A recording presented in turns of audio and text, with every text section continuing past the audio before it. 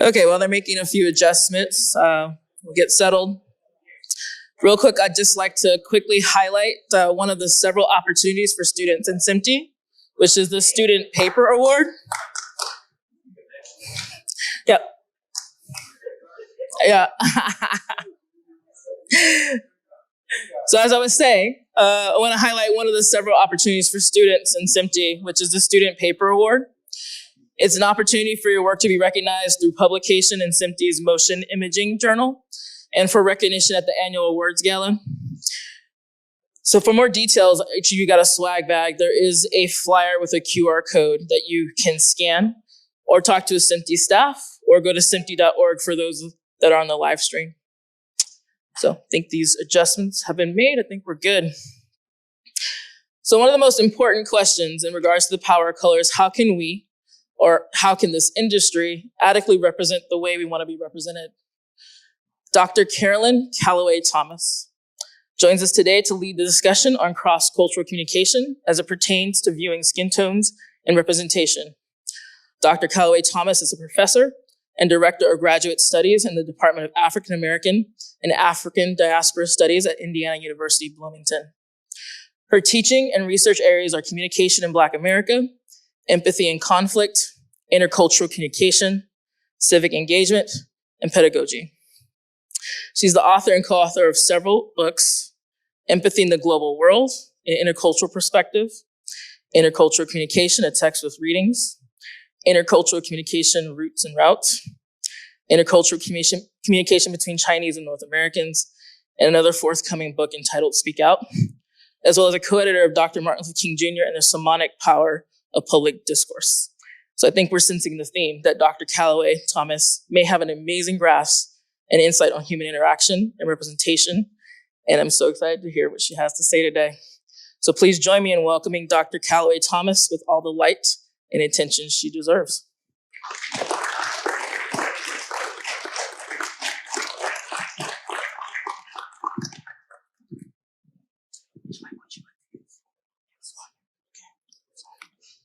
Thank you, Ms. McKee, for that lovely introduction, and good afternoon, is it, to all of you? Good afternoon. I come from a one traffic light blink and it's gone kind of southern town where people say hello and good morning.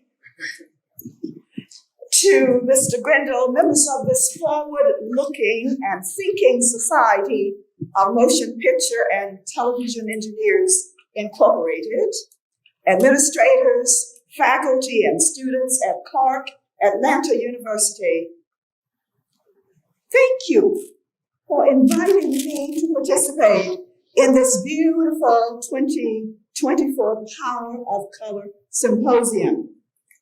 I am delighted to be here in the Southland of America, a place dear to my heart. I grew up in Bernice, Louisiana, went to Grambling State University. In 2006, one of my colleagues and I traveled to Riga, Latvia, and Vilnius, Lithuania, on the Baltic Sea to participate in a conference on democracy and civic engagement and to give lectures respectively. In beautiful Riga, while my colleague and I were shopping for trinkets for family members, we were greeted by two young women, two enthusiastic Latvian high school women, who, judging from their youth, should have been in high school and not on the beautiful streets of Latvia. As my colleague and I approached the young women, we greeted them, only to be met with the following question: why your skin black? In a nanosecond, I replied, our skin is black because we have more melanin in our skin than you. But, I said, if you stay out in the sun, you'll get as dark as we are. My friend and I did our obligatory familiar shopping, and upon leaving the product-laden vendor stalls, we encountered the same young women en route back to our hotel.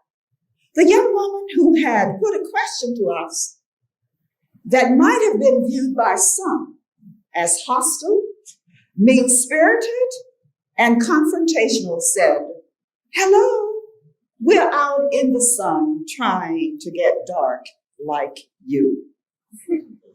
By employing a pleasing tone and a cooperative verbal message, the young woman who had uttered the interrogative previously signified that she had asked the question honestly and with no malice in her heart. Despite the young woman's pleasant tone, the story reveals a great deal about our confrontation with difference and how we are supposed to make sense of human beings during first encounters. Some overarching questions that likely emerge during first encounters include the following.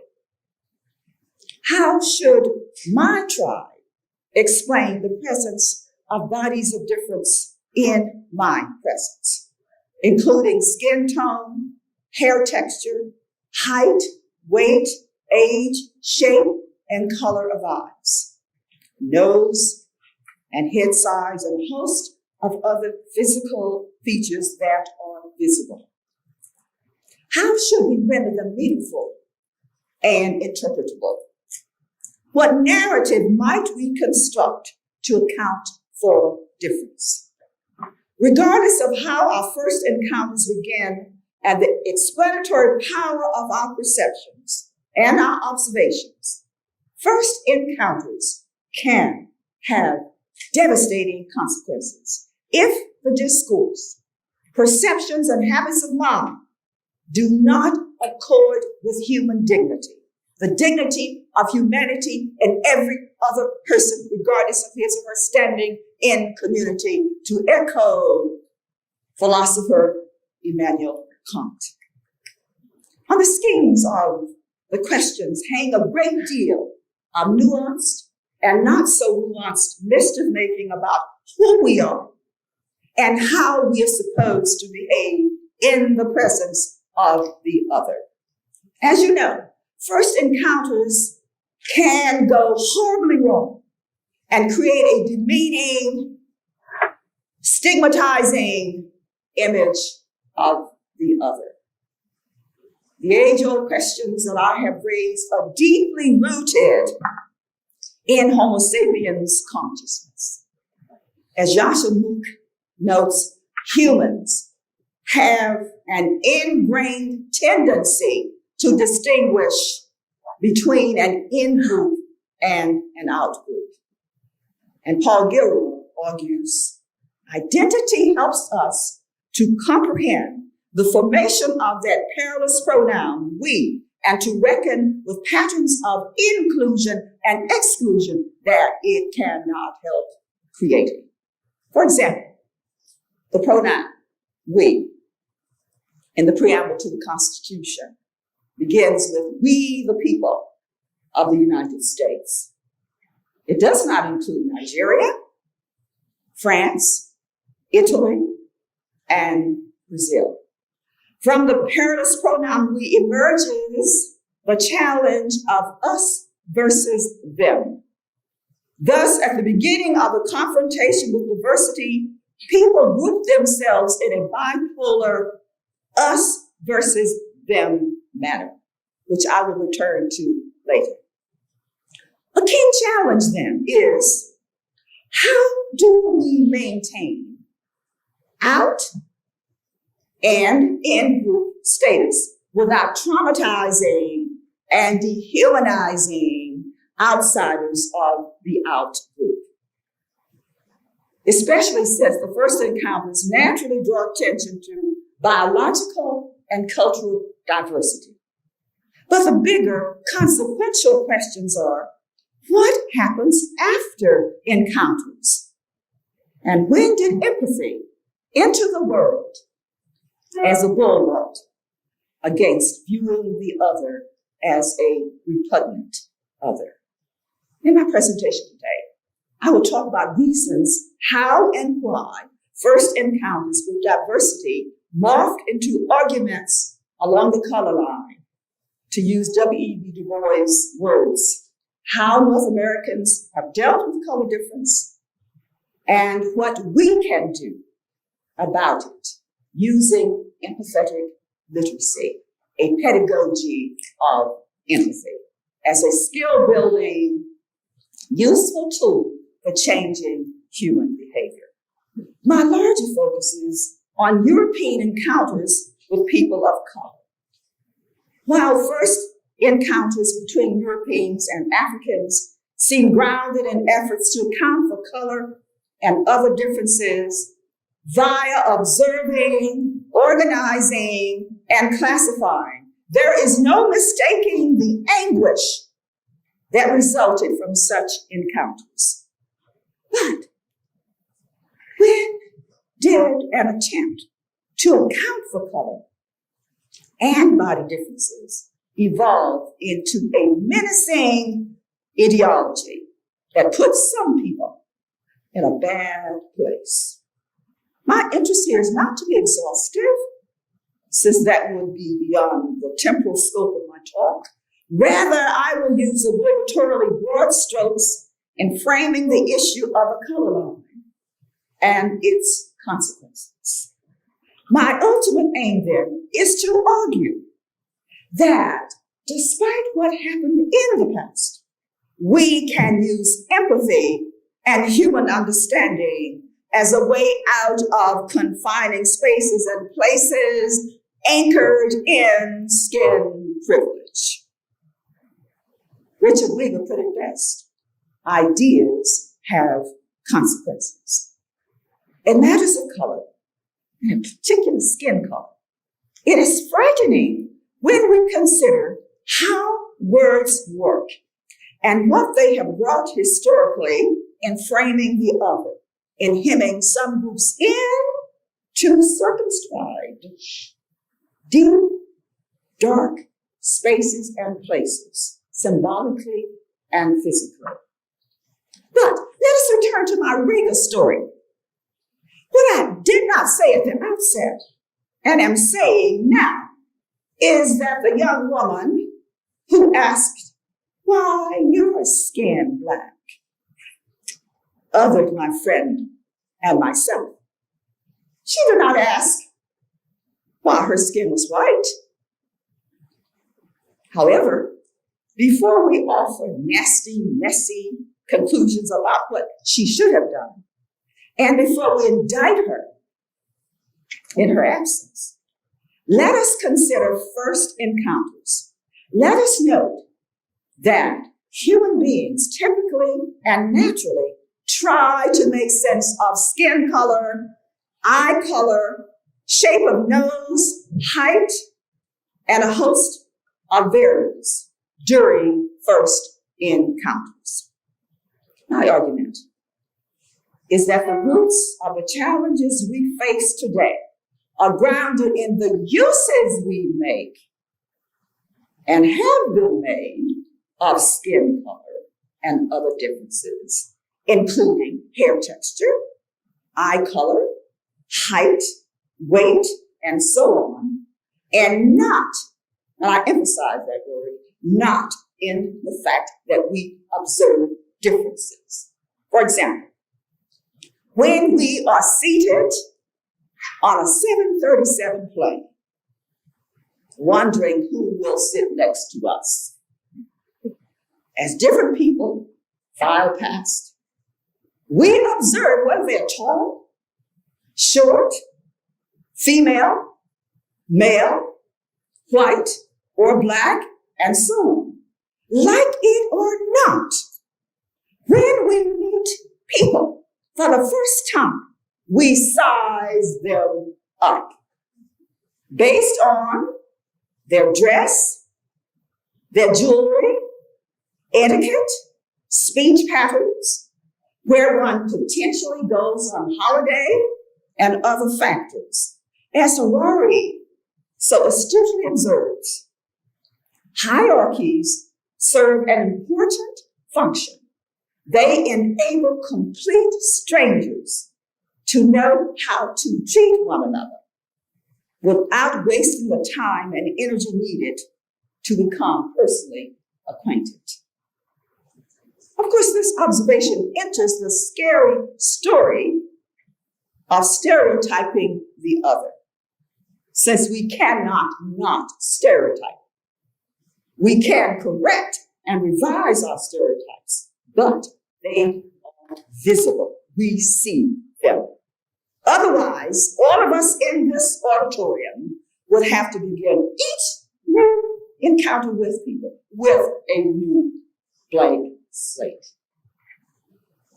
Under the rubric of let us suppose, a thought experiment, let us imagine how our collective minds would likely have processed things over 70,000 years ago in East Africa, where human beings first evolved. Let us imagine a scenario where newcomers visited a village, individuals whom East Africans had never seen before. We're still imagining. This is a thought experiment. Let us also imagine that the natural perceptions of the visitors might have gone something like the following. In our serene, pastoral, Eden-like East African village, we are now confronting individuals who are unlike any we have ever seen before. And our complex human brain demands an explanation for why the persons in front of us are so different. Skin color, hair texture, size of head, and other features. We are curious. But how shall we treat our curiosity? How shall we give voice to difference? A few years ago, on my many trips to China, I found myself on Hainan Island, across from Vietnam. Being a curious person, I asked my graduate student minder if he would take me to the Li People's Museum. And the Li people are comparable to North American Native Americans here in the United States. He said yes. But alas, when we arrived at the museum, we learned that it was closed to all but a group of elementary students who were having a field day. They were being very attentive to a clown performing on stage. That is until I arrived. I remember the story vividly. When my minder and I arrived, all eyes turned towards me because I was different. And because the children were curious to see a live one they had never seen up close and in person. I witnessed teachers and chaperones trying desperately to redirect the students' attention away from myself. And each time they tried, guess what happened? They focused on Carolyn Calloway Thomas. Because my difference was too compelling. So I told the chaperones, I did not mind them looking at me. I did not mind that they took delicious delight in seeing an African American woman. After the event, a young girl came up to me and said, "May I take your picture?" And I said her bow was signified that she would become the next president of China. Then she handed me a balloon, which I wanted to take back to the United States with me, but I thought it might just pop and spell danger for me, the airline pilots and passengers upon boarding the airplane en route back to the United States. I recite the story to highlight the fact that curiosity is baked into the human story. I repeat that. Curiosity is baked into the human story, especially when we have a confrontation with diversity. Historically and culturally, humans' tendency upon first meeting people or other living things for that matter, lions, leopards, monkeys, mangoes, bananas, potatoes, dogs, great and small, is to bunch species into some sensible manner and begin the work of categorization. We seem hardwired for leaping to conclusions when grappling with human diversity and complexity. And since the very first encounters typically do not have context, we fill our minds with meaningful pictures of the world around us. For this reason, we categorize, we arrange, we classify, and we group.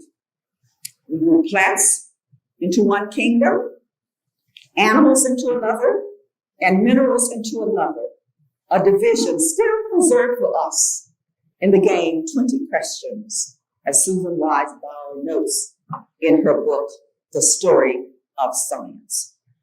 We have been faithful to such work since 1735, when Linnaeus, a Swedish physician and botanist, published his Systema Naturae, a first attempt to classify living things, even though Aristotle invented taxonomy, the science of grouping living things together. But the proverbial messy plot thickens and becomes hugely problematic and menacing when Europeans first encountered people of color. The Maori of New Zealand, the Aboriginals of Australia, the Aztecs, the Khoi of the Cape of Good Hope in South Africa, as well as Native Americans in this place we now call the United States of America. Europeans' impulse about how to grapple with a confrontation with diversity was to paint with a broad brush, which subsequently damaged indigenous and colonized people around the globe. In the 16th and 17th centuries, when explorers and navigators, Hernando Cortez, Vasco da Gama, Christopher Columbus, and other Europeans curiously encountered New World people, an insidious form of color coding evolved, and what Cornel West refers to as a genealogy of racism, And it took hold in the minds of European explorers, rulers, and potentates. The story, however, is nuanced at the level of first encounters. And here I am talking about how the mind sorted, sifted, and tried to organize what was before it for the very first time. I offer this as an intellectual observation and not as a justification for the evils of racism, however subtle or compelling. West argues further that the initial structure of modern discourse in the West secretes the idea of white supremacy. Moreover, according to West, the authority of science undergirded by a modern philosophical discourse guided by Greek ocular eye metaphors and Cartesian notions promotes and encourages the activities of observing, comparing, measuring, and ordering the physical characteristics of human bodies. But Europeans were not the only people who processed and characterized people. Rather, cognitive psychologists and biologists, render this penchant as something that lies deep within the human brain. Here I must note that the genealogical approach to a confrontation with diversity and difference took a dreadful turn and went haywire. Instead of merely observing differences between whites and blacks, or between Maoris of New Zealand and white New Zealanders, and instead of being empathetic individuals, explorers, and acquisitive rulers in search of gold, tobacco, sugar, spices, and cotton, were in a strong position to define, monopolize, and magnify how the other was to be viewed and interpreted. Such potent, controlling narratives were grounded in religion, temperament, disposition, personality, climate, values, beliefs, etc., etc. Because Europeans were so eager to demonstrate their superiority over others and justify exploitation of people of color, what likely began as the brain's attempt to make sense of difference merged into something specific, meaningful, and sometimes hurtful and cruel. But arranging, ordering, classifying, and sense-making activated by a special, resonant ideology. Moreover, as West observes, philosophers of the Enlightenment, including influential writers as Montesquieu, Hume, and Jefferson, benefited from such concerning messy ideologies, which went beyond mere description into a world of mischief-making. So, philosophers and writers exploited this lovely aspect of African American people and turned it into something twisted and wretched and dreadful. And one only need read the speeches of Frederick Douglass, David Walker, Maria Stewart, Sojourner Truth, Henry Highland Garnet, and others to get a sense of the fury and inelegance of race based on our perceptions of superiority and inferiority. And Frederick Douglass, in the claims of the Negro ethnologically considered, had to give a speech. And in that speech, he had to argue that African American people were human beings. You consider that for a moment. Someone has to mount a platform and say to people in the United States of America that African American people are human beings. And then another man by the name of Winkleman, he was so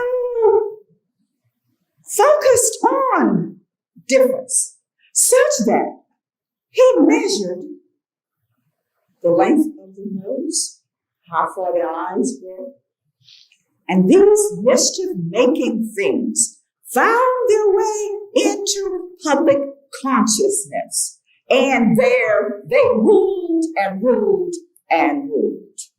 And it took a while for African Americans to say that we are beautiful people. And one of those individuals who said it and said it so beautifully that I'm happy to share with you today was a man by the name of Dr. Roth. He pleaded for human beings being human beings.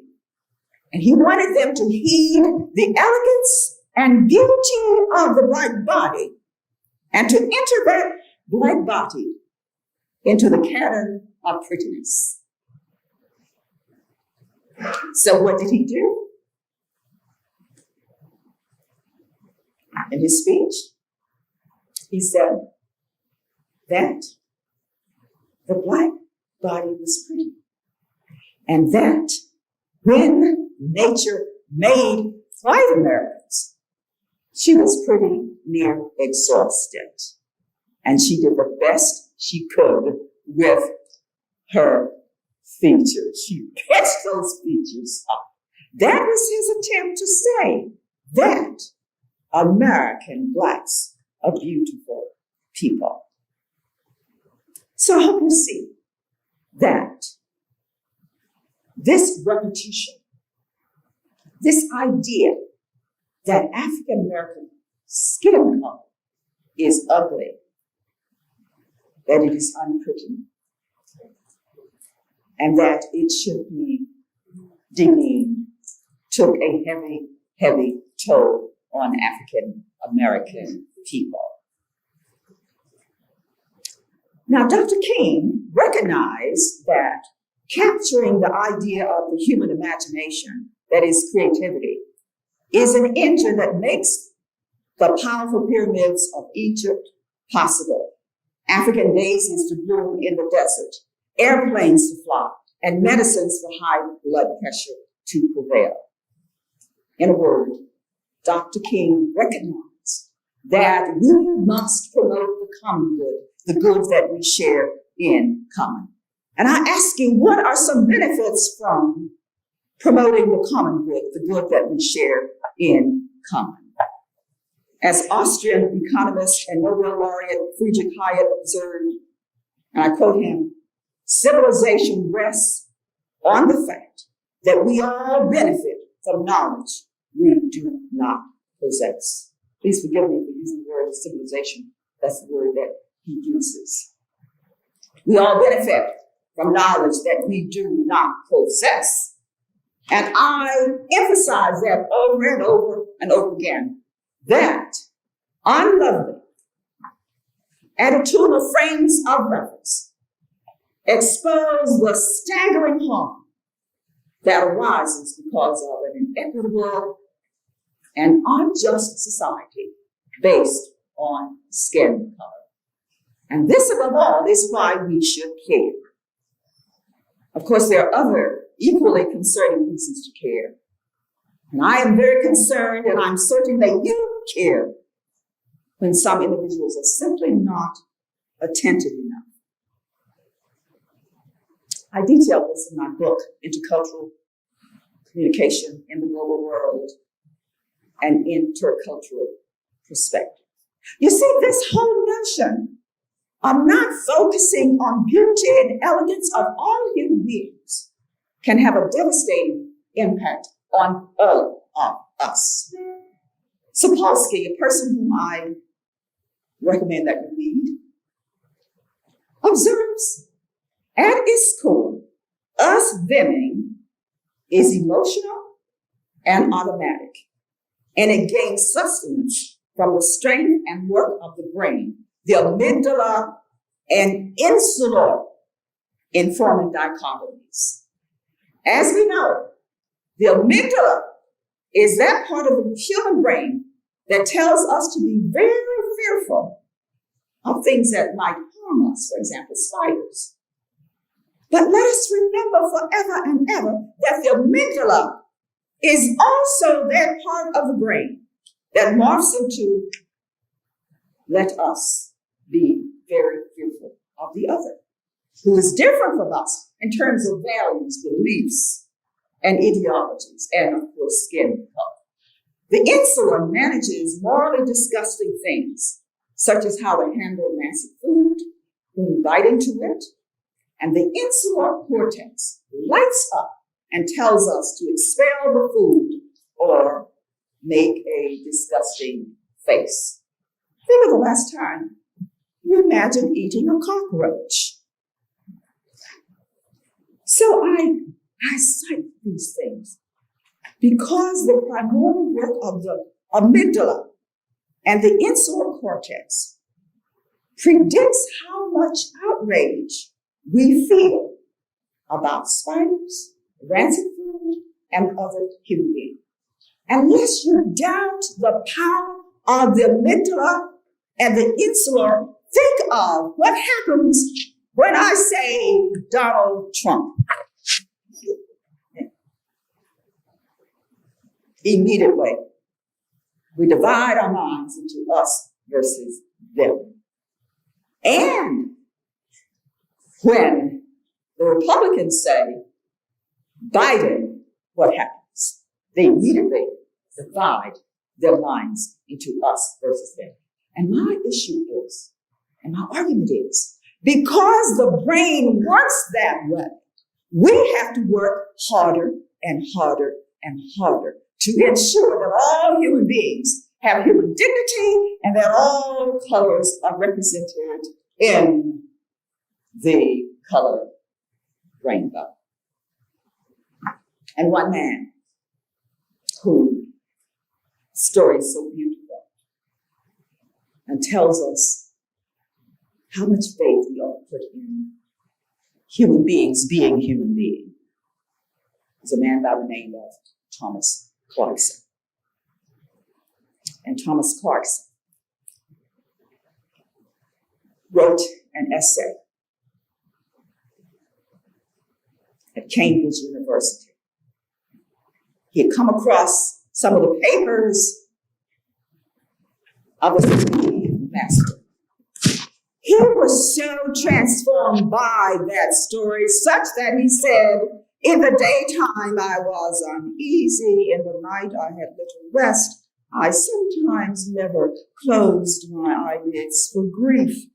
I always slept with a candle in my room that I might rise out of bed and put down such thoughts as might occur to me in the night. Consider that no arguments of any moment should be lost in so great a cause.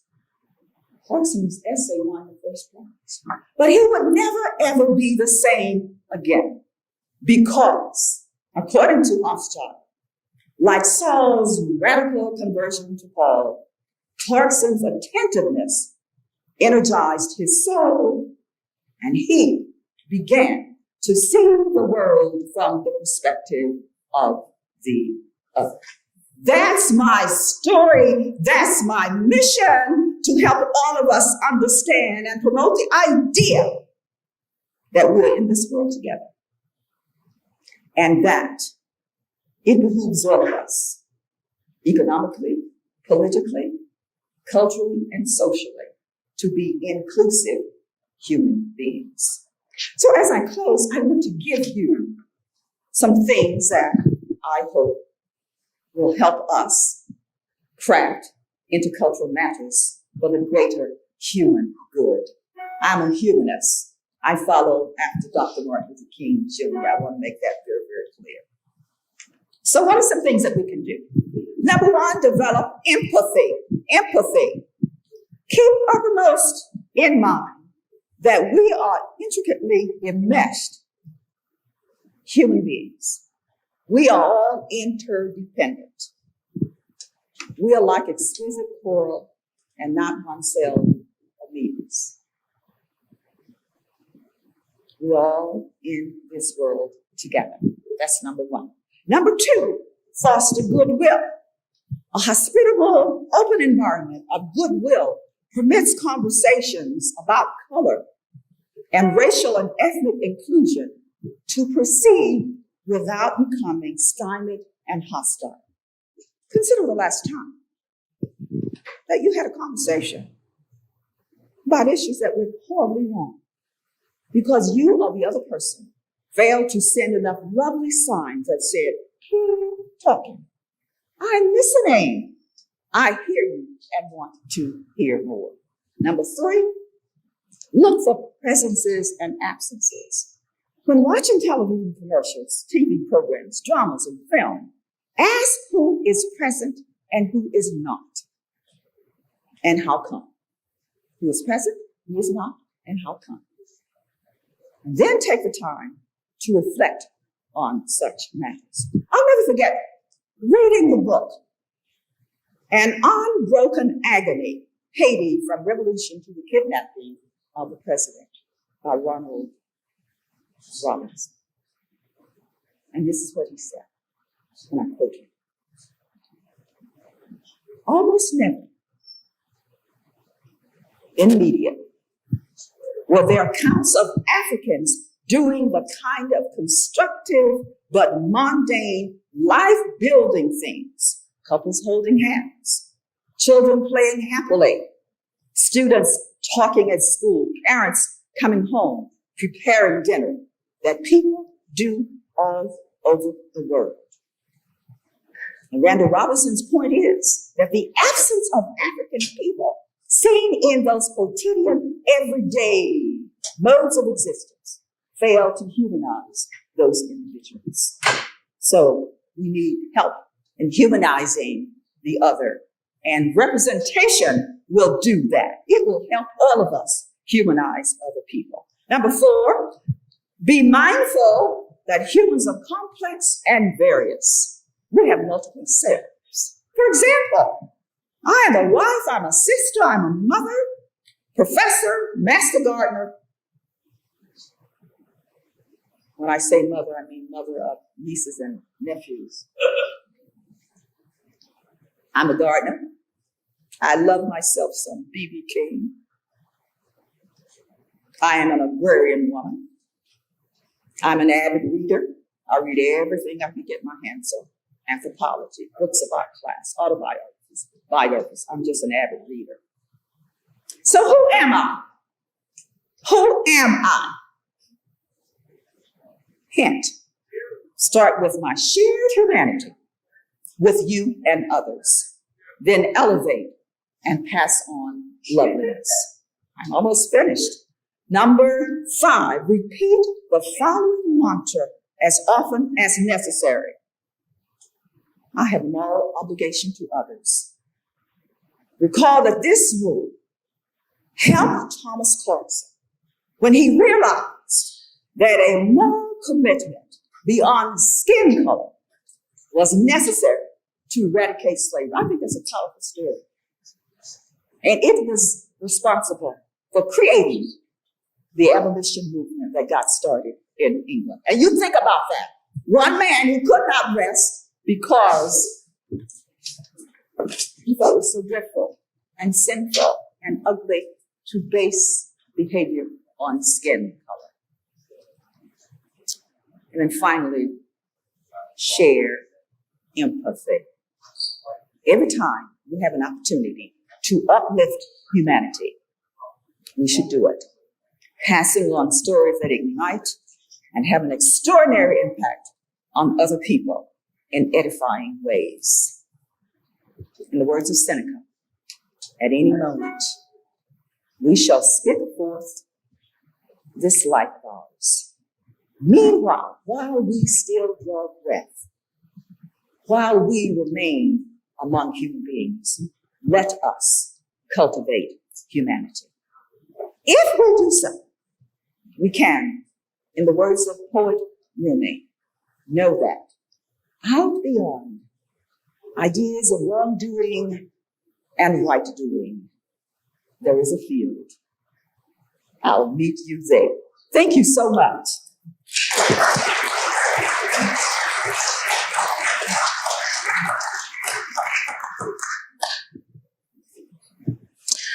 Thank you, Dr. Carolyn Calloway Thomas. Remember her name and her story. Thank you for walking us through proactive ways to give voice to the difference. Author Chimamanda Ngozi Adichie expressed, "The consequence of the single story is this: it robs people of dignity. It makes our recognition of our equal humanity difficult. It emphasizes how we are different rather than how we are similar. The single story is a narcotic, offering one dimension to placate our desire to understand someone while shutting our eyes to their complexity." I'm sure many of us can recall some of the first media that we consumed that we could clearly see ourselves reflected in the narrative. Darius Evans joins us today to facilitate a fireside chat on empowering representation and the impact of diverse storytelling on young audiences with Emmy-nominated director and producer Saxton Moore. Darius is co-president of the Georgia Production and has 20 years experience as a television and film producer and as a world-class marketing leader and workshop facilitator that has worked with prestigious organizations and companies such as the Kaiser Family Foundation, The Truth, Harvard Business School, and right here at Clark Atlanta's graduate programs. Please join me in welcoming Darius Evans, again with all the light and attention he deserves. Thank you. Hello.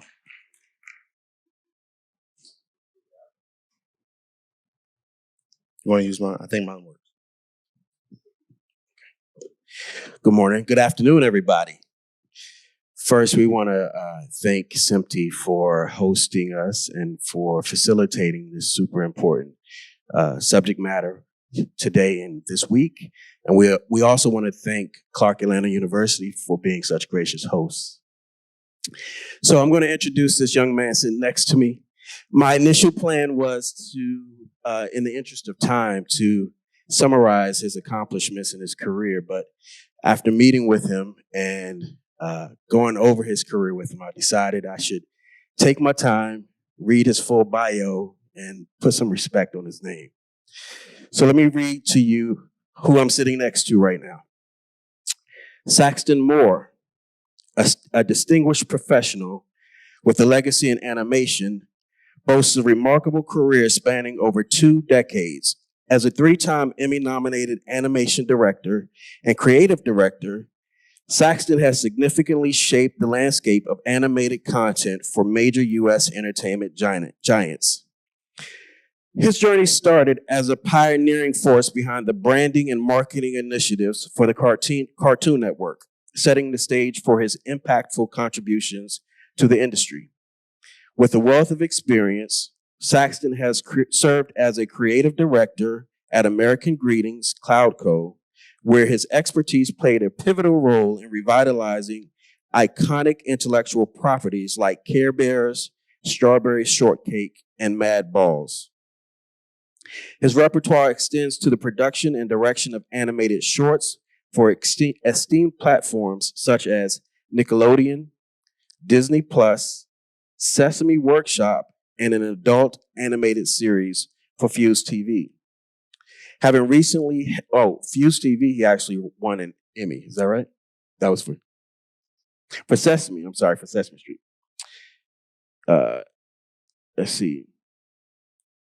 Having recently held the esteemed position of Executive Creative Director and VP of Production at Lionforge Animation, Saxton is unwavering in his commitment to creating meaningful content that amplifies the voices of underrepresented communities in media.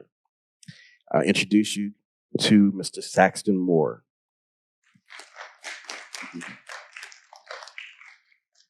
So, Mr. Moore, let's start with your career journey. We're going to talk a little bit about what motivates you and what led you to become a 3-time Emmy-nominated animation director. And tell us about what drives your passion for creating content specifically for children and children of color.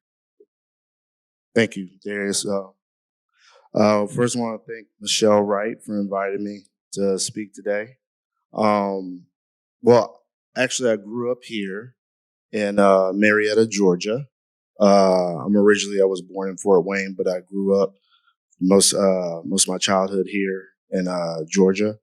And I've always loved cartoons. Back when it was only Saturday mornings or, right after school, when it was a little more limited and a little more special. Nowadays, you have 24-hour cartoon channels and you can get it. It's more accessible. But my love of cartoons, I used to draw as a kid in elementary school, high school, and I wanted to do it for the rest of my life. And luckily, the early part of my career, when I went to the Artists Institute of Atlanta and studied animation, and then I found out that Ted Turner was going to launch a 24-hour cartoon channel. And that was kind of my break into the industry, where I spent, many years working on, animated shorts and commercials to brand the network. And then I moved into working as an animation director on Adult Swim when it launched as well. But I've been doing this now professionally for over 25 years. I came into the industry as an animation director when there wasn't very many people of color in that field. But now I want to talk mostly about the past 3 or 4 years of my career. Because for the majority of my career, there wasn't a lot of people of color in the industry. There wasn't a lot of people of color represented on television and animation. But the most important part of my career is the past 4 years, when a lot of Black animated content started surfacing in front of and behind the camera. And so right at the cusp of the pandemic, and when George Floyd had happened, a lot of the networks started DEI initiatives and programs to highlight people of color. Animators, directors, writers, producers all came to the forefront. And I was part of a very special project. I was an animation director on a short for Sesame Street, because at the very beginning of the pandemic, from a child's perspective, all over the news was, the George Floyd thing was all over the news, the pandemic, and it was very strange to young children. So Sesame Street created a project, a special called The Power of We.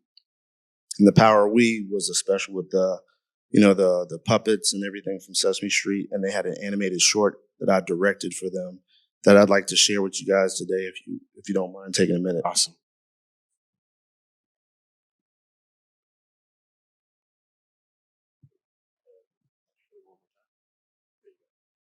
Racism is treating people unfairly just because of the color of their skin. That's wrong and unfair. Let me try to explain. I remember a time when some kids were pretending to play superheroes. Sounds like fun, right? Woohoo! Purchase the pink one. Each kid knew exactly which superhero they wanted to be. Come on, let's go! I'm gonna catch you. Oh, I'm the strongest in the world. Right to the sky.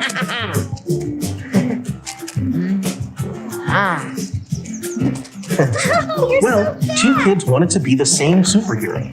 Kevin turned to Brandon and said, "You can't be a superhero. Superheroes are supposed to be white."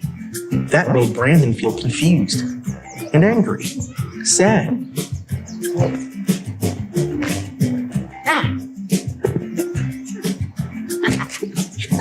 Racism hurts, and it's wrong.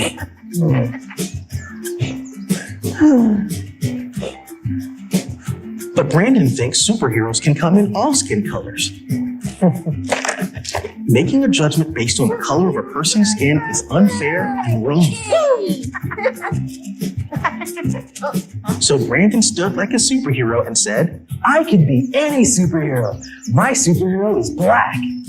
Oh man, cool! Another superhero. His friend stood up and declared, "Superheroes can be any color."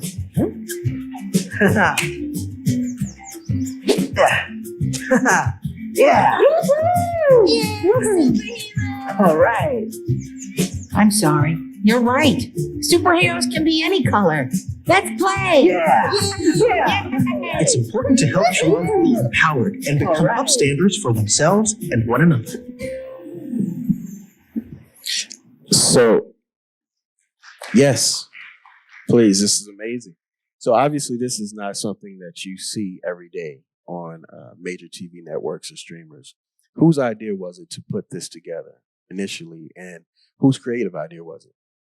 Well, the special altogether was Sesame Street's idea. It tackled racism directly, right? And throughout the history of animation, a lot of times a lot of the networks will approach racism through animals or fictitious characters, but this is one of the first times they started to talk about racism head on, especially for young children, because of the situation that was going on with George Floyd and the pandemic, to help kids understand what was going on in the world. So that one actually, the whole special won an Emmy, and I'm very proud of that particular project, but it was the beginning of many other projects, to come. And so that was one project I started before I started my 3-year journey at Lion Forge Animation, which is a Black-owned animation company who won the Oscar for Hair Love. It was the first Black animated piece to win an Oscar. And no, I didn't actually work on Hair Love, but the company Lion Forge produced it, and they also now produce Young Love, which is on HBO Max, which is a spin-off series from the short. And, as I came into Lion Forge, more and more projects like the Sesame Street projects came into fruition. And this project right here is Bookmarks. And it launched on Netflix, and it starred Marley Dias. Do any of you know who Marley Dias is? She started. Explain who that is. Explain who that is. Marley Dias started 100 Black Girl Books, and they brought her on as a host where on Bookmarks, where I designed the logo and the opening to the show. And she was the host, and they had celebrities like Jill Scott, Common, and many others came on and read children's books about racism and equality and diversity and things like that, like Anti-Racist Baby and things like that. So as you see from Sesame Street to this, there was a start of a chain of the content for kids talking about race and things like that. And also a lot of people in the DEI space started to come on board. Executives of color came on board. And so you started getting more content like that. And this was the artwork for the opening of the series. And as you notice, it's a little more commonplace now, but you start seeing Black and brown children. Actually, after that Power of We special on Sesame Street, you got your first Black puppets that came to be. Because before 2019, they never had Black puppets. Right. So you'll see a chain of progress going on in the animation space. So let me ask you this: as we are about 3 years from the beginning of the pandemic and the George Floyd situation, have you seen a consistency in the need for this content and desire for it, or has it kind of waned? Most definitely. When I was a kid, there was Fat Albert, and then for most people, college age, whatever, they came up saying Boondocks, Black Dynamite. The downfall of that was that at the height of their popularity, they got canceled. So there wasn't very many of us on camera in the animation space. So it's very important to see ourselves in there because, as a kid, I didn't, I was a fan of all these great cartoons, but I wasn't represented there. So in the fantasy space, fighting giant robots and kaiju monsters, I couldn't see people like myself doing that because we weren't represented in there. And, even with anime, right? There was an article that just came out recently talking about the popularity of anime and manga, and especially in the United States. And it also said that the majority of the consumers of anime in the United States were African American, but still we aren't represented in that space on the screen. So we had a conversation about Afrofuturism as it relates to animation. Talk a little bit about the importance of of diversity and seeing diversity on the screen when dealing with things like anime and Afrofuturism and futurism in general. The importance of seeing diverse people, not just people of color, not just Black people, but just a diversity of people in that type of content.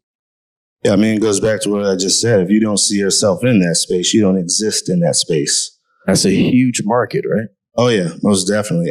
Just like he was saying earlier, that it's now universal seeing more people of color and more people from all over the world because it's easily accessible now. And we're starting to come together more. We're starting to embrace each other's cultures more. So, yeah, and this is a very technical organization and a technical symposium. Let's talk about your creative process and sort of the process that you take when you're creating the animation that you are, and how in that process you start to infuse the thought of diversity and equity. Well, that brings up the next slide I'll show here on a project that we did for Nickelodeon and Noggin. It was utilizing the characters from Nick Jr. It featured Chris Jackson, who was in Hamilton. I guess he played Washington. And he wrote all these songs to educate kids about Black history. And we created this stage play. Like, you can see these on YouTube now. It was on Nickelodeon. I think you can see it on Paramount now. But we highlighted important figures like, well, we approach, they created it as a educational tool in New York City schools to educate kids about racism and things like that, and Black historical figures. And we highlighted people like Amanda Gorman, Aretha Franklin, Satchel Paige, and so on and so forth. I think we did like 8 of those, and I directed those. But the approach I took on this was, I love the idea, since Chris Jackson worked in theater, that these were kids that had access to a stage, and they were going to, sing songs about, Black history. And so, there's very few Black characters on those Nickelodeon shows, but we highlighted, Hispanic characters and some of the Black characters from Bubble Guppies and so on and so forth, but they dressed as, Black historical figures. And it went off really well. It got nominated for an Annie Award. It was nominated for an NAACP Award. And it was another very special project. But you see, with the other projects that I had, like the past 3 or 4 years, has been great for Black animated content. Matter of fact, don't take for granted that within the past 3 years, there's been more Black animated content produced in the whole history of cinema. And I think sometimes, we take that for granted because it's about accessibility. Like, this was available on YouTube and Nickelodeon. The other project was on Netflix, but do a lot of Black folks have a Netflix account so that their kids can see it? Some of the projects that come on streaming services that highlight Black animated content get canceled because they say they don't have enough people watching it. It's because we probably don't know it exists. So accessibility is very important. Yeah, we talked a lot about accessibility when we had our conversation. How do you make sure, once the content is in a place that's accessible, that it actually resonates with an audience? Because I think having it available is one thing, but making sure that it has the numbers to sustain it is another thing. You know what I mean? So being on Netflix, while that's amazing, obviously they have their own way of evaluating and measuring the success of projects. And I'm not sure about animated content on streamers like Netflix, if it's not specific like Disney Plus, which of course they have more animation than some of the others. But how do you make sure that your content resonates and can gain an audience on these major streamers? That's tough. I mean, these advertisers, you know what? Since this is Black History Month, if you notice on Amazon, Netflix, maybe not. Yeah, they do. Most streaming services have a section now that says highlighting Black voices, right? And so, but if you notice, that only happens in February. Otherwise, you got to search for it, or else it's like based on your likes. And unless you're watching all Black content all the time, some of that stuff doesn't get highlighted on your feed. So that's something we got to work on as well. And not just the content in general for Black people, but for young people, right? So there's a lack of representation specifically for young people. Oh, yeah, most definitely. Yeah, there's a lack of it. But like I said, in the past 3-4 years, there's been a lot. And unfortunately, the entertainment industry is kind of having this decline where they're like laying off lots of people. And Right now, they're letting go of a lot of the DEI people that made sure that content like this was possible. Yeah, I was going to say that some of the first people to get laid off when there's the time is DEI, and I think that term and that concept is a little bit under attack, and so we as content creators, it almost seems like we have to kind of go back to the drawing board and figure out ways to get our content made, financed, and distributed. As it relates specifically to animated content and kids content, talk about a little bit more about how you envision the evolution of children's entertainment in terms of diversity and representation. Where do you see it going from here, with the acknowledging the fact that DEI is under attack and there's not going to be as many opportunities for these larger companies for us to get onto those streaming networks? What's the future of children's entertainment? Well, one thing I love studying the industry that I'm in, and I keep my eyes on what's happening. I try to think 5 years ahead most times, but there's this weird thing that's happening, and with George Floyd, the pandemic, and it opening, kind of cracking the door open for Black creators. Now it's starting to close again, but at the same time, you had the actors' strike, which now it pulled a lull into a lot of the entertainment getting produced. But most young people, they get their content for free. I can't find too many 20-something-year-olds with a streaming account. They always share it. But they get most of their content on TikTok, YouTube, Instagram, free content. So you got to keep your eye on that. And I think a lot of streamers and networks use those platforms to kind of garner that audience. But at the same time, that's all paid. I mean, imagine when you were younger, were you paying $10 a month for a streaming service? Not at all. I mean, we do as adults, but you got to keep your eye on what young people are consuming. I think someone just told me the other day, there's something similar to YouTube for preschoolers and kids, things like that. So you have to make your content, especially for young kids, accessible. It's very important. We had a keynote, obviously, about social media and social media being the great equalizer, right? For all people.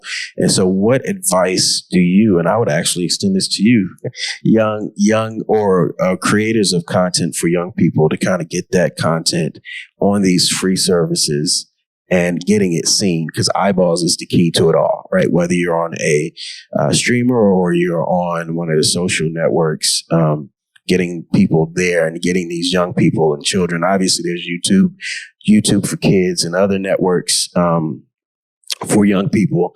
But what's the best way, you think, to get the eyeballs on that? I mean, you just got to put it out there. Content is king. The more you put out, the better. I'll use a case study. There's a father-daughter group who created Gracie's Corner. I don't know if you guys heard of that, but they did that independently, and it's gone like wildfire. Yeah, on social media, almost getting almost 1 million views per video. It's very catchy, but it's simple animation. But now they have a lot of content, right? The songs are catchy. And do they actually need to be on a streaming service or a network? They got the eyeballs. They're making their content at a low cost, and they can crank it out more regularly. So. Yeah, no, I think that's a great example. Is that an anomaly, you think, in terms of the success of? I don't think it's an anomaly. I think that's the way it's going based on what I was telling you before. Young people get their content for free. Yeah. Okay, so let's take a look at some more of your stuff. I know you had something very special you wanted to show us. So this project here was another special project that came out through Disney Plus. I'm always shocked because, well, I'm not really shocked because, it's very important the way this project came to be, because the Roots produced these songs to teach kids about racism, microaggressions, and things like that, which was really fun to work on. But we go back to accessibility. How many kids got to see it on the Nickelodeon project? They made it part of the school curriculum in New York City. They made it available on YouTube and free for everybody to see how important the message is. Over here on the top left, this is Let Love Overrule, about these two brothers who were trying to, the older brother was trying to educate the younger brother about why people judge him by the color of his skin. And the one over here on the top right was about microaggressions. The little white kid saw Gabrielle get dropped off by his mother and asked him, "Oh, I didn't know that was your mother. Why is your skin so much darker than hers?" And, this one right here was at the bottom left. It's called the Name Tag Song. And that's about embracing their names, right, and their individuality. There was a young girl on the left there named Rajaniqua, who was named after her father and her auntie, and they put the names together. But one special thing about this project is the first of its kind at Disney. And actually, the funny thing is Fox News caught wind of it, and they talked about it as woke and political propaganda. They called it political propaganda? Yeah. What are you trying to push? Well, they were talking about pushing race on toddlers, which was funny. Yeah, but Racial tolerance on toddlers, right? The fun part about this was, in some cases, like with Rajaniqua, she had like an Afrocentric hairstyle, right? And because I was as a director, I was a director on the all 8 shorts, but we had some really good conversations about hairstyles, and even the older brother there I designed him to have 2 different color sneakers, and it was like, "Oh, is this wrong? Is there something wrong?" I said, "No, that's sneaker culture, right?" Kids get they flip sneakers, they get different colors and wear them to kind of flex.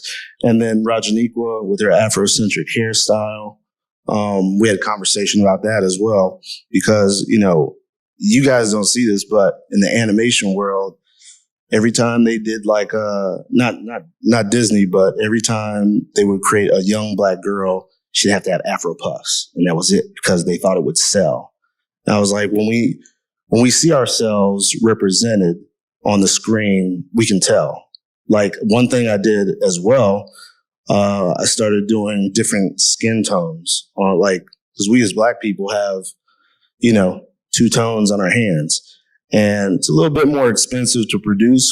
But at the same time, if you look at other Black shows, we always had brown on both sides.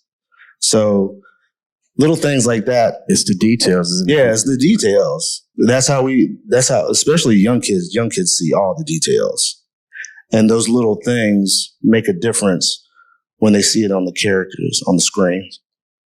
Yeah, and as a major player in this segment of the industry and such an advocate for diversity, are those the biggest challenges? What are the biggest challenges that you face as a director and a creative director?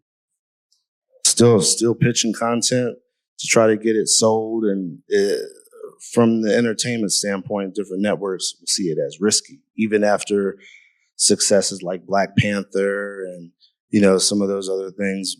They still see it as a risk. But just like I mentioned with anime, we're the biggest consumers of that content. But the problem is being able to show up for content like this, knowing that it exists. So that's still a challenge today. And especially now when they're pulling, Issa Rae just got a couple shows canceled, So it almost was like the door was open a couple years ago. Now it's slowly starting to close, but I think they're shooting themselves in the foot, because, a lot of these content creators will go on free platforms and start making content that's more accessible. What about creating their own platforms? What are your thoughts on, there's a big push now for people like Issa Rae, who's experiencing some issues in the industry, to create their own platforms, to put out their own content. Yeah, the problem with creating your own platforms is you have to have enough content to appease the audience, because we have short attention spans. And, if Issa Rae launched a network right now and she put, her series, well, she's got a couple series on there, and maybe even if she put 10 out there, it's still not enough to keep people there to garner the price tag, for a subscription. So that's the only problem. But the beauty I see in the animation space is, and this is what I love the most, because in the past, like I said, past couple years, there's been more Black animated content. They got Moon Girl and Devil Dinosaur on Disney. On Netflix has some Black animated content as well. And usually what happens with those networks, just like with Boondocks and Black Dynamite, is once it served its purpose, it sits on a shelf, right? But once you have enough of it, you could license it and create your own network. But content, like I said before, content is king. You have to have enough of it. And I think at this point, we have plenty of content that features a lot of people of color, even Native Americans. There's animated content now that was produced for Native Americans, LGBTQ community. So there's a lot of stuff out there. It's just like being aware of it, Absolutely. And obviously our tastes aren't monolithic, right? So there's a wide spectrum of the Black experience, if we're talking specifically about the Black experience in animation as it relates to that. What do you think about some of the non-educational content from a animated perspective? I understand that Norman Lear is revising Good Times as an animated series. They actually finished shooting last year, so that'll be coming out soon. And some other projects that are taking historically, I guess, relevant content and then making an animation these days. What message would you have for these creators who are creating sort of non-educational content, more entertainment-based content? What message, as an advocate for Black voices and Black representation, what message would you have for them? I mean, stuff like that, there's a place for everything, right? Entertainment, like I said, the more the merrier. It's a broad spectrum of the type of content. It doesn't always have to be educational. But for me, I like infusing education about Black history into my content, because a lot of that education is being taken out of books and out of schools and things like that. So the only place, I think I spoke in Morehouse once with Malcolm Lee, Spike Lee's cousin. And he worked on Space Jam 2 and stuff like that. And one of the people there asked, well, how, with them taking that education out of the schools, how do we teach them about Black history? And I was like, well, you can easily do it through entertainment. So I like infusing, history into it, all the content, so that, it's entertainment first. But when you find out that there's some history behind it, I love taking projects like the Nickelodeon project, some other projects I've done in the past. It's like going back to school and studying about it to make sure I get it right on the screen, right? But if it's entertaining at first, you draw the attention, and then it's like slipping the sugar into the medicine, so so you can take it. Palatable. Yeah. And then I'm gonna go on to the next slide. Since we're talking about history, this is an animated series called Ianu, which we produced Lion Forge animation. It will be coming out hopefully in the fall of this year. But HBO and Cartoon Network greenlit it for 2 seasons and 2 films. And awesome. Yeah. But it revolves around ancient Nigerian Yorubaland culture. And it's the first action adventure series featuring people of color in the animation space.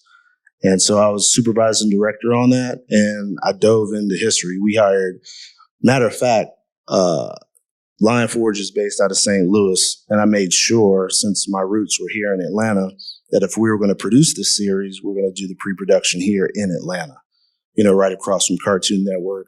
I made sure that we utilized Black talent here. And also we worked with a lot of Black talent in Nigeria as well. So learned a lot about Nigerian culture. You'll see that in this. It's kind of like Avatar: The Last Airbender, but it has authentic roots to Nigerian.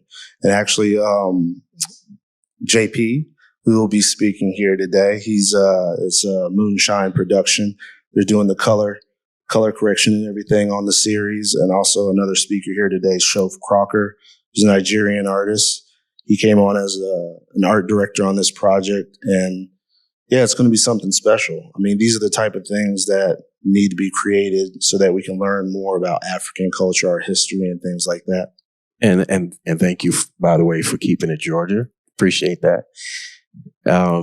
So we have a few minutes. We have about 10 minutes. If there are any questions from the audience, if you have a question for myself or for Saxton, if you can stand up.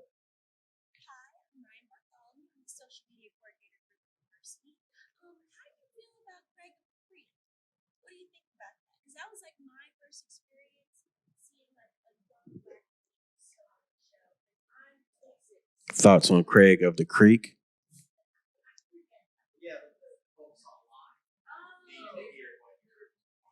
Yeah, have her repeat. Oh, so she was asking, what do you think about Craig of the Creek? It's a Cartoon Network show. My first experience with representation was literally Princess Tiana. Like that was the last movie of my childhood, but the first one that I really felt like I was actually seen. So how do you just feel about that? That's all I want to know. I feel great about it. Like I said before, the more the merrier. Like the more Black animated content exists, it's better for everyone to embrace culture, to embrace us as African Americans. You know, the weird thing I say is, when people love Mexican restaurants, they love Mexican food. When you go into a Mexican restaurant, you're immersed in their culture, their food, their art, everything. You go to hibachi grill, sushi restaurants, you're immersed in that culture. Unless you go to a soul food restaurant, you're not immersed into African American culture. So that's kind of like when you see, like for you, the first time you saw yourself was on a Disney animated feature, right? You know how long it took for us to get a Black princess? But at the same time, we should be making our own Black princess stories. And to your point, it's hard to sell that because they don't know that we want that, right? And then Craig of the Creek, I love Craig of the Creek. I don't watch it that much, but it's not created by us, right? But I commend them for creating something for us because now it exists. And you saw yourself and your nieces and nephews and other young people will see themselves. So it's great. It's great to have content like that.